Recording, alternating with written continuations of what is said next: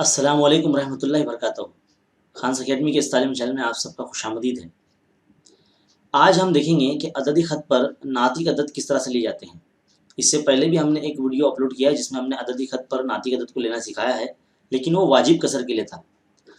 अगर कोई हमें गैर वाजिब कसर दे दी जाए, ऐसा नातिक अदद दे दिया जाए जिसमें गैर वाजिब कसर है, यानी शुमार कुनिंदा बड़ा है, नसबनुमा छोटा है, तो तब हम क्या करेंगे? तो चलिए आइए देखते हैं।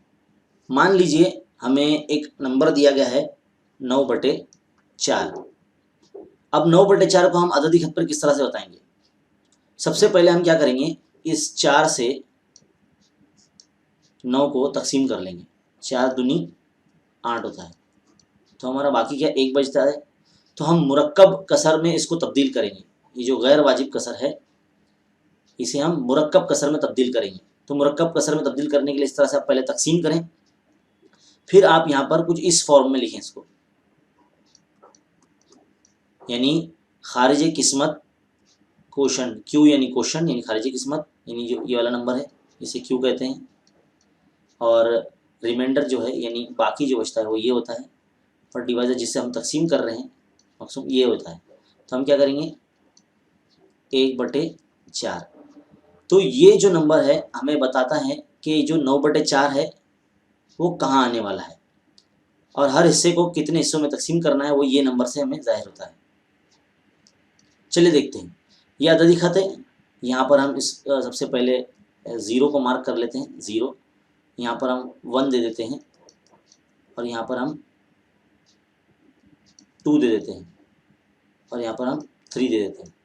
तो ये नंबर से जो मुरक्कब कसर है इस वक्त आपको जो नज़र आ रही है यहाँ पर, इससे हमें समझ में आएगा कि ये नंबर कहाँ पर आएगा, यानी हमें पता चलेगा कि ये नंबर 2 के बाद आएगा। तो 2 के बाद हर हिस्से को हमें 4 हिस्सों में तकसीम करना है। तो बीच में कितने पॉइंट आएंगे? 3 पॉइंट आएंगे। 1 2 ये 3, 1 2 3 और ये 4, ये 4 हिस्सों में तकसीम हो गया। तो इसमें जो पहला पॉइंट रहेगा यही हमारा 9/4 होगा।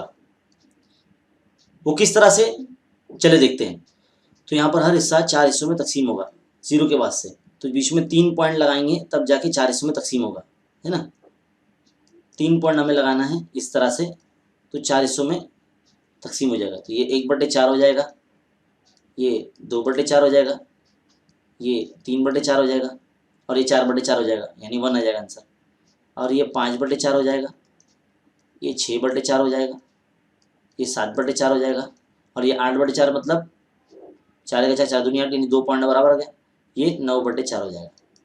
इस तरह से ये जो पॉइंट है 9/4 वो हमें यहाँ मिल जाएगा। तो इसे पॉइंट मार्क करके हम पॉइंट ए दे देते हैं।